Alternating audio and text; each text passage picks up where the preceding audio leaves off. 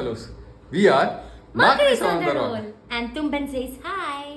ഞങ്ങൾ പേരിട്ടു തുമ്പൻ എന്നാണ്. തുമ്പിക്കൈയുള്ളവൻ ആരോ അവൻ തുമ്പൻ ബഹുറി സമാസം. So Thumban says hi. പിന്നെ ഇന്ന് ഇൻട്രോ എന്ന് പറഞ്ഞൊരു വിറ്റു ഇൻട്രോ ആണ്. നമ്മളെല്ലാം പരിപാടി കഴിഞ്ഞിട്ടാണ് ഇന്ന് ഇൻട്രോ. ഞങ്ങൾ യാത്രകൾ കഴിഞ്ഞ് വന്ന് നിങ്ങൾക്ക് ഒരു റീക്യാപ്പ് വീഡിയോ ആണ് ചെയ്യാൻ പോകുന്നത്. ഞങ്ങൾ ഇന്ന് നല്ല ഒരു ഫെന്റാസ്റ്റിക് ആയിട്ടുള്ള ഒരു ഡെസ്റ്റിനേഷൻ കവർ ചെയ്തു. ഒരു അടിപൊളി ബേക്കറി ഞങ്ങൾ എക്സ്പ്ലോർ ചെയ്തു. അത് കഴിഞ്ഞിട്ടാണ് ഞങ്ങളിപ്പോൾ വീട്ടിലെത്തിയേക്കുന്നത്. ഫസ്റ്റ് ആദ്യം പോയത് എന്താ?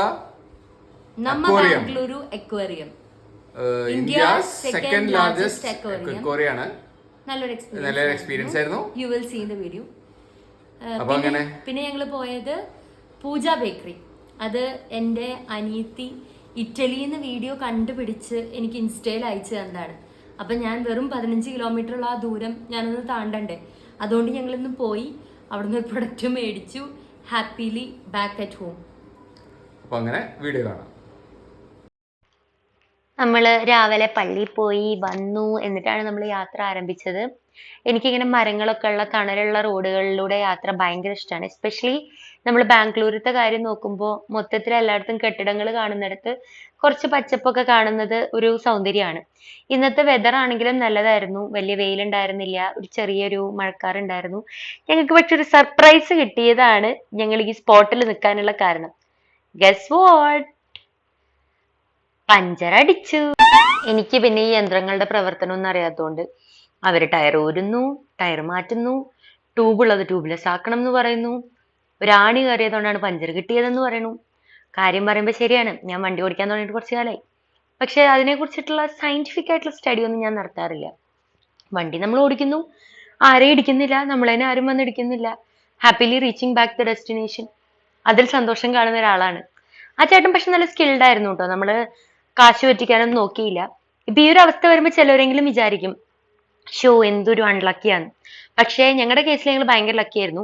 ഞങ്ങളുടെ വണ്ടി പഞ്ചർ കിട്ടി വെറും രണ്ട് സെക്കൻഡ് ഉന്തുമ്പോഴത്തേക്കും ഞങ്ങളെ കാത്തടി ചേട്ടൻ വഴിയോരത്ത് ഇരിക്കുകയായിരുന്നു. ആ ചേട്ടൻ അവിടെ ഇല്ലായിരുന്നെങ്കിലോ? പിന്നെ എല്ലാം നോക്കി വീക്ഷിച്ച് നിൽക്കുന്ന ബബീനെയാണ് കാണുന്നത്. നിപ്പ് കണ്ടാൽ തോന്നുന്നു നെക്സ്റ്റ് ടൈം പഞ്ചർ കിട്ടുമ്പോൾ ഇതൊന്നും ഈ ചേട്ടനൊന്നും വിളിക്കേണ്ട, ഞാൻ തന്നെ ചെയ്യുന്നു. പക്ഷെ ഇല്ല. എനിവേ ഞങ്ങളുടെ ഡെസ്റ്റിനേഷൻ എത്തിയിരിക്കുകയാണ്. ദിസ് ഈസ് നമ്മ ബാംഗ്ലൂരു അക്വേറിയം. ഞങ്ങൾ ടിക്കറ്റ് എടുത്തു, ഉള്ളിലോട്ട് കയറി. നമുക്ക് എന്തെങ്കിലും ആവശ്യമുണ്ടെങ്കിൽ പറഞ്ഞുതരാൻ ഗൈഡ്സ് എല്ലാം നിൽപ്പുണ്ടായിരുന്നു. നമ്മൾ ഫസ്റ്റ് അവരൊരു ചെറിയൊരു ഷോപ്പ് പോലെ, ആ ഷോപ്പിനകത്തും അവർ 2-3-4 അക്വേറിയം ഒക്കെ സെറ്റ് ചെയ്തിട്ടുണ്ട്. സീ വാട്ടർ, മറ്റേ സോൾട്ട് വാട്ടർ ആയിട്ടുള്ള അക്വേറിയം ആണ് അവര് ഉള്ളിൽ സെറ്റ് ചെയ്തിട്ടുണ്ടായിരുന്നത്. ഫിഷിന്റെ ഭംഗി ബബി ഇങ്ങനെ മൊത്തത്തില് ഒപ്പിയെടുക്കുകയാണ്. ഇനി കാണുമ്പോൾ ആർക്കും അവിടെ എത്തിയില്ല എന്നൊരു ഫീല് വരരുത്, ഒരിക്കൽ ചിന്തിക്കാൻ പോലും പാടില്ല. അതാണ് ഇവിടുത്തെ ഉദ്ദേശം. ആ നിഷ്കളങ്കമായ മനസ്സ് നിങ്ങൾ കാണാതെ പോകരുത്. ആ മീനിന്റെ മേലെയുള്ള ഇൻട്രിക്കേറ്റ് ഡിസൈൻസ് വരെ നിങ്ങൾക്ക് ആ വീഡിയോയിൽ നോക്കിക്കഴിഞ്ഞാൽ കാണാൻ സാധിക്കും. ഇനി ബബി ആ കടയിലേക്ക് കുറച്ചു നേരം നോക്കി വീഡിയോ എടുത്ത് നിൽക്കുന്നത് കാണും. ഞാൻ അവിടെ ബബിന്റെ അടുത്ത് തല്ലുകൂടല്ലോ കേട്ടോ. എന്റെ മുഖം കാണുമ്പോൾ നിങ്ങൾക്ക് തോന്നുമെങ്കിൽ ഞാൻ അതല്ല ചെയ്യുന്നത്. ഇനി ഈ വീഡിയോ എടുക്കുമ്പോൾ ഞാൻ ബബിയോട് ചോദിച്ചു എന്തിനാ ബബി വീഡിയോ എടുക്കുന്നത്. ബബിനോട് വന്ന് പിള്ളേരെ കരയിപ്പിക്കാനുള്ള സാധനങ്ങൾ ഇവിടെ ഉണ്ടെന്ന് പറയാൻ വേണ്ടിയിട്ടാണ്. ഞാൻ പറഞ്ഞിട്ടുണ്ട്. പിന്നെ ഇതായിരുന്നു ഞാൻ പറഞ്ഞ ആ സോൾട്ട് വാട്ടർ അക്വേറിയം. ഇവിടെ ഇത് ഭയങ്കര പൈസയൊക്കെ കൊടുത്ത് അവർ സെറ്റ് ചെയ്തിട്ടുള്ളതെന്നൊക്കെ പറഞ്ഞു. Anyway that was A beauty for the I. അത്രയും നമ്മൾ മനസ്സിലാക്കിയാൽ മതി. നമ്മൾ സാധാരണക്കാർ അങ്ങനെയാണ് ഇതിനെ മനസ്സിലാക്കുന്നത്. ഞാൻ അങ്ങനത്തെ ഒരു സാധാരണക്കാരനാണ്. ഇവിടെ നമുക്ക് ഭക്ഷണം ഫീഡ് ചെയ്യാനുള്ള ഒരു ഓപ്ഷൻ ഉണ്ടായിരുന്നു. പക്ഷെ ഞങ്ങൾ വരുമ്പോഴത്തേക്കും ഭക്ഷണം കൂടിപ്പോയതുകൊണ്ടോ എന്തോ അവർ ഫീഡിങ് നിർത്തിയിരുന്നു. അപ്പൊ ഞങ്ങൾ ജസ്റ്റ് ചുമ്മാ കണ്ട് അവരവിടെ അറേഞ്ച് ചെയ്തിരിക്കുന്നതിന്റെ ഭംഗി ആസ്വദിച്ച് ഞങ്ങള് അവിടെ കുറച്ചു നേരം അങ്ങ് നിന്നുപോയി. കുറച്ച് അത്യാവശ്യം ഫിഷ് അവർക്ക് ഉണ്ടായിരുന്നു. ഇപ്പൊ ബബി എടുത്ത ആംഗിൾ ശരിയല്ലാത്തതുകൊണ്ട് അധികം ഫിഷിനെ കാണാൻ പറ്റാത്തതാണ് നമുക്ക്. മറ്റേ സൈഡിലാണ് അവരെല്ലാരും ചെന്ന് നിൽക്കുന്നത്. ഇനിയിപ്പോ ക്യാമറ ഇഷ്ടമില്ലാത്തതുകൊണ്ട് അവർ ക്യാമറ ഫേസ് ചെയ്യാതെ മാറി നിൽക്കുന്നതാണോ എന്ന് ചോദിച്ചാലും അറിയില്ല. ഇവിടെ ഒരു കുഞ്ഞ ടണൽ പോലെ അവര് അറേഞ്ച് ചെയ്തിട്ട് നമുക്ക് നമ്മുടെ ചുറ്റിലുമായിട്ട് ഫിഷ് മൂവ് ചെയ്യുന്നത് കാണാനായിട്ട് സാധിക്കും. ഒരു ചെറിയ ഏരിയ ആയിരുന്നു അത്, അതുകൊണ്ട് തന്നെ അവിടെ അത്യാവശ്യം റഷും ഉണ്ടായിരുന്നു. എന്നാലും ഞങ്ങൾ അതിൻ്റെ ഇടയിൽ കൂടെ ഇടിച്ചു കയറി നിന്ന് വേറൊരു കുട്ടിയുടെ സഹായത്തോടെ ഞങ്ങളുടെ ഒരു ഫോട്ടോയും ക്യാപ്ചർ ചെയ്തു. ഇങ്ങനത്തെ മൊമെന്റ്സ് മിസ് ചെയ്യാൻ പാടില്ലല്ലോ, ലൈഫിൽ എപ്പോഴും അത് വന്നോളണമെന്നില്ല. ഇപ്പൊ ആ ചേട്ടന്റെ തൊപ്പിയാണ് കാണുന്നതെങ്കിലും ശരിക്കും അവിടെ കുറെ ഫിഷ് മൂവ് ചെയ്യുന്നുണ്ട്. അവര് ആ ഏരിയ അത്യാവശ്യം ഭംഗിയായിട്ട് തന്നെ അറേഞ്ച് ചെയ്തിട്ടുണ്ട്. ഇതില് എനിക്ക് ഈ അക്വേറിയത്തിൽ ഇഷ്ടപ്പെട്ടത് അവരാ ജസ്റ്റ് ഫിഷിനെ അറേഞ്ച് ചെയ്തിരിക്കുന്ന രീതി മാത്രമല്ല, അതിന്റെ ഉള്ളിൽ കൊടുത്തിരിക്കുന്ന പ്ലാന്റ്സ്, അവർ ആ ഗ്ലാസ് എത്ര വൃത്തിയായിട്ടാണ് മെയിൻറ്റെയിൻ ചെയ്തിരിക്കുന്നത്. ആ റാമ്പ് കൊടുത്തിട്ട് ഒരു ഗ്രൗണ്ട് ഫ്ലോറും ഫസ്റ്റ് ഫ്ലോറും ഉള്ള ഒരു ബിൽഡിംഗ് ആയിട്ട് അവര് ടോട്ടൽ 3 ഫ്ലോർസ് ആണ്. ഗ്രൗണ്ട് ഫ്ലോർ ആണ് ഇപ്പൊ നമ്മൾ ആദ്യം കണ്ടത്. ഇപ്പൊ നമ്മൾ പോകുന്നത് ഫസ്റ്റിലോട്ടാണ്. ഇനി അതിന്റെ മുകളിൽ സെക്കൻഡ് ഫ്ലോറും ഉണ്ട്. കോണി ഉള്ളിൽ കൂടെയാണ്. അപ്പൊ ആ കയറി പോകുന്ന റാമ്പിന്റെ സൗന്ദര്യം നിങ്ങൾക്ക് കാണാൻ വേണ്ടിയാണ് നമ്മൾ ഈ ഭാഗം എടുത്തിരിക്കുന്നത്. ഇന്ന് സൺഡേ ആയതുകൊണ്ടും മിക്ക സ്കൂളുകളിലും ഓൾറെഡി വെക്കേഷൻ സ്റ്റാർട്ട് ചെയ്തതിന്റെയും ഒരു തിരക്ക് അവിടെ നല്ല രീതിയിൽ തന്നെ ഉണ്ടായിരുന്നു. അപ്പൊ ഇതിനകത്ത് അവർ ഓരോ ഹാബിറ്റാറ്റ് പോലെ ഓരോരോ സ്പീഷീസിനെ ആക്കി വെച്ചേക്കുമായിരുന്നു. നമ്മൾ ഈ ആദ്യം കണ്ടതിലത്തെ അട്രാക്ഷൻ സ്റ്റാർ ഫിഷ് ആയിരുന്നു. സ്റ്റാർ ഫിഷിനെ കുറിച്ച് ഒട്ടുമിക്ക പേർക്ക് അറിയുണ്ടാവും. എന്റെ അറിവില്ലായ്മയാണ്. ഞാൻ ഇന്ന് ആദ്യം അവിടെ ബോർഡ് വായിക്കുമ്പോഴാണ് എനിക്ക് മനസ്സിലായത് സ്റ്റാർ ഫിഷിനെ റീജനറേറ്റ് ചെയ്യാനുള്ള ഒരു കപ്പാസിറ്റി ഉണ്ട്. എന്ന് വെച്ചാൽ ഇപ്പൊ സ്റ്റാർ ഫിഷിന്റെ ഒരു ശരീരത്തിൽ ഒരു കുഞ്ഞു ഭാഗം മുറിച്ചു പോയി കഴിഞ്ഞാൽ അത് തന്നെ മുളച്ചു വരും.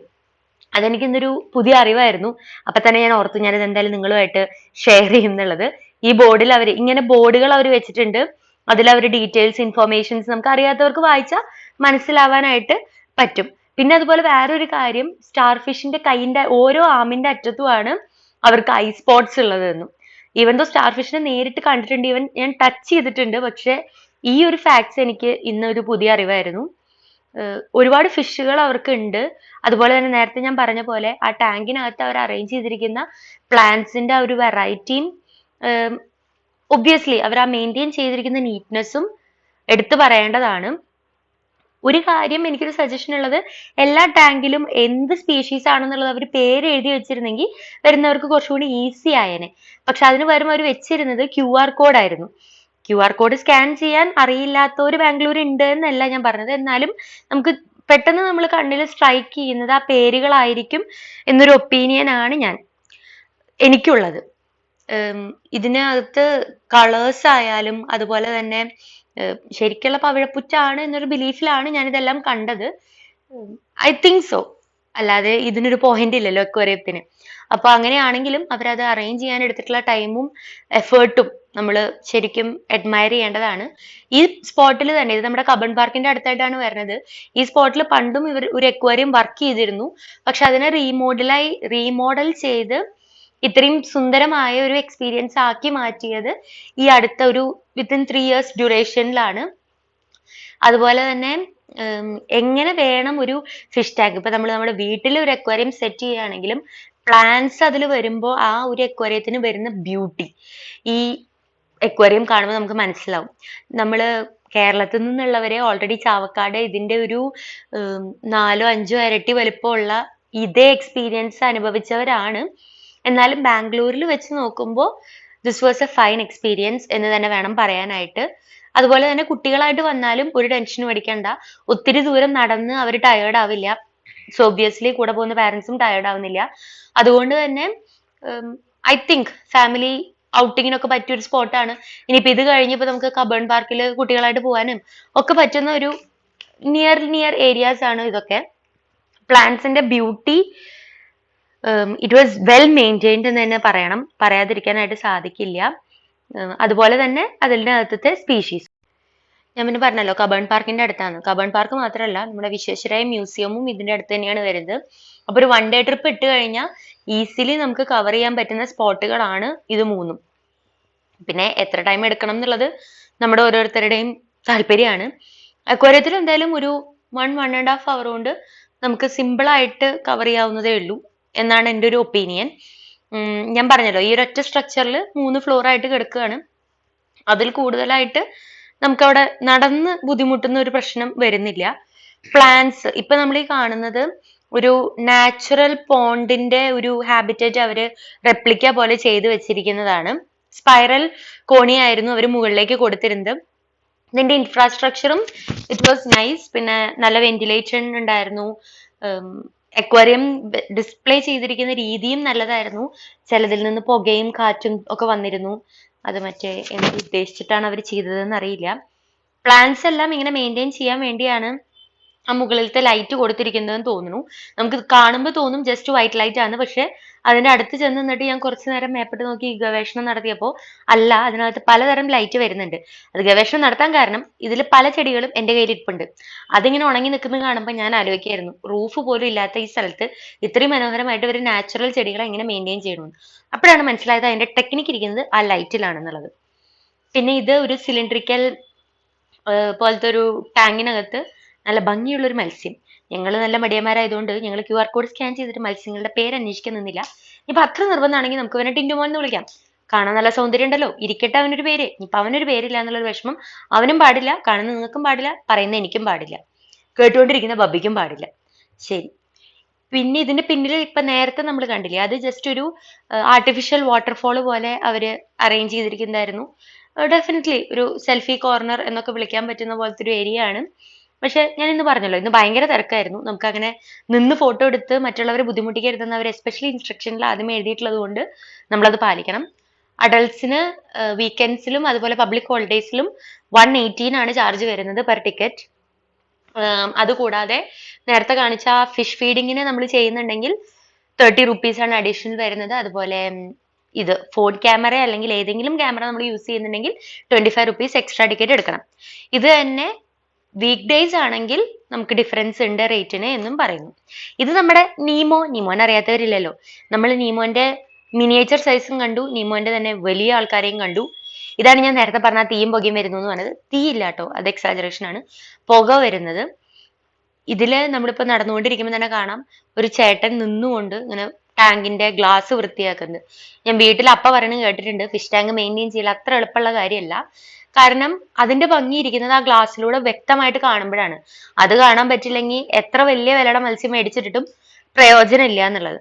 അത് ഈ പറഞ്ഞതാണ് സംഭവം. ആ ചേട്ടൻ എത്ര ഭംഗിയായിട്ടാണ് അത് ചെയ്തുകൊണ്ടിരിക്കുന്നത്. ആൾക്കാർ വരുന്നുണ്ട് എന്നൊന്നും കരുതി പുള്ളിയുടെ ജോലി ചെയ്യാതിരിക്കുന്നില്ല. അതിന്റെ റിസൾട്ട് ആയിട്ട് തന്നെയാണ് ഇത്ര ക്രിസ്റ്റൽ ക്ലിയർ ആയിട്ട് നമുക്ക് അതിനകത്തുള്ള എല്ലാ തരം ജീവജാലങ്ങളെയും, അതിപ്പോ മരം വെച്ചതായിക്കോട്ടെ, അല്ലെങ്കിൽ ഇപ്പൊ കോറൽ പുറ്റുകളായിക്കോട്ടെ, അല്ലെങ്കിൽ ഇപ്പൊ നമ്മുടെ പ്രിയപ്പെട്ട മത്സ്യങ്ങളായിക്കോട്ടെ, എല്ലാവരെയും കാണാൻ പറ്റുന്നത് അവരുടെ എഫേർട്ട് കൊണ്ടാണ്. ഇതൊരു ഗവൺമെന്റ് എക്വയറി ആണ്.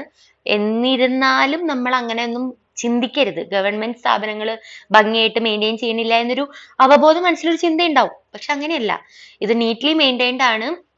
ഇതിപ്പോ തുറന്നിട്ടും കുറച്ചു കാലമായി ഈ മോഡിഫിക്കേഷൻസ് വരുത്തിയിട്ട്. എന്നിട്ടും അത് നല്ല വൃത്തിയിൽ തന്നെയാണ് മെയിൻറ്റെയിൻ ചെയ്യുന്നത്. അവിടെ ഇവിടായി കഴിച്ച ചിപ്സിന്റെ കവറുകൾ നമ്മൾ സാധാരണക്കാർ എറിഞ്ഞതല്ലാതെ ബാക്കിയെല്ലാം നല്ല ഭംഗിയുണ്ടായിരുന്നു. ഭംഗിയിലും വൃത്തിയിലുമാണ് മെയിൻറ്റെയിൻ ചെയ്തിട്ടുണ്ടായിരുന്നത്. നമുക്ക് പല വെറൈറ്റി ഓഫ് ഫിഷുകളെയും അതുപോലെ തന്നെ അവരുടെ ഹാബിറ്ററ്റ് ഡിഫറൻസും നോട്ട് ചെയ്യാൻ സാധിക്കും. ഇപ്പൊ നിങ്ങൾ ശ്രദ്ധിച്ചിട്ടുണ്ടോ എന്ന് എനിക്ക് അറിയില്ല. നമ്മളിപ്പോ കുറെ അധികം ഫിഷ് ടാങ്ക് കവർ ചെയ്തു, പക്ഷെ ഒന്നില് പോലും അവര് സെയിം പ്ലാന്റ്സോ സെയിം മോഡൽ അറേഞ്ച്മെന്റോ അല്ല ചെയ്തിരിക്കുന്നത്. അതാണ് അവിടുത്തെ ഡിഫറൻസ്. എല്ലാം ഒരേപോലെ സെറ്റ് ചെയ്യാൻ ആർക്കും പറ്റും. ചിന്തിച്ച് ഇപ്പോ രണ്ടെണ്ണാണെങ്കിലും ആ രണ്ടെണ്ണം ഡിഫറെന്റ് ആയിട്ട് അറേഞ്ച് ചെയ്യുക എന്നുള്ളത് ഒരു സ്കില്ലാണ്. അതുപോലെ ഏത് ഫിഷിനെ ഏത് ടാങ്കിൽ ഇടുന്നു, ആ ടാങ്കിലെ കളർ കോഡുമായിട്ട് ആ ഫിഷ് മാച്ച് ആവും. അങ്ങനെയൊക്കെ ചിന്തിച്ചിടുമ്പോഴാണ് അത് നമ്മുടെ എന്താ പറയാ ട്രീറ്റ് ഫോർ ദ ഐസ് എന്ന് പറയുന്ന ഒരു കോൺസെപ്റ്റിലേക്ക് എത്തുന്നത്. ഇപ്പൊ ഇതിനകത്തൊരു പച്ച മീനെ ഇട്ട് ആരെങ്കിലും കാണും? കാണില്ല. Simple idea. അത് അവര് എല്ലാ ടാങ്കിലും അത് അവര് നോക്കി കൃത്യം പോലെയാണ് ചെയ്തേക്കണത്. അത് നമുക്ക് കാണുമ്പോൾ, ഇപ്പൊ ഞാൻ വീഡിയോ എടുക്കുമ്പോൾ ചിലപ്പോൾ കറുത്ത മീനിനെ നിങ്ങൾക്ക് ഈ മരത്തിന്റെ ബാക്ക്ഗ്രൗണ്ടിൽ കാണാൻ പറ്റില്ല എന്ന് തോന്നും. അപ്പൊ തോന്നി ഞാൻ എന്തൊക്കെയാ പറഞ്ഞു കൂട്ടുന്നത്. അങ്ങനെയല്ല, നമ്മൾ നേരിട്ട് കാണുമ്പോൾ നമുക്ക് ക്ലിയർ ആയിട്ട് കാണാൻ സാധിക്കും. ആ കളർ ഡിഫറൻസ് മെയിൻറ്റെയിൻ ചെയ്തിട്ടാണ് അവർ ആ ഫിഷിനെ ഓരോ ടാങ്കിലേക്കായി സെറ്റ് ചെയ്തിരിക്കുന്നത്. പുറത്തേക്ക് ഇറങ്ങുന്നിടത്ത് അവരൊരു കുഞ്ഞ് ക്യാൻറ്റീൻ പോലെ സെറ്റ് ചെയ്തിട്ടുണ്ട്.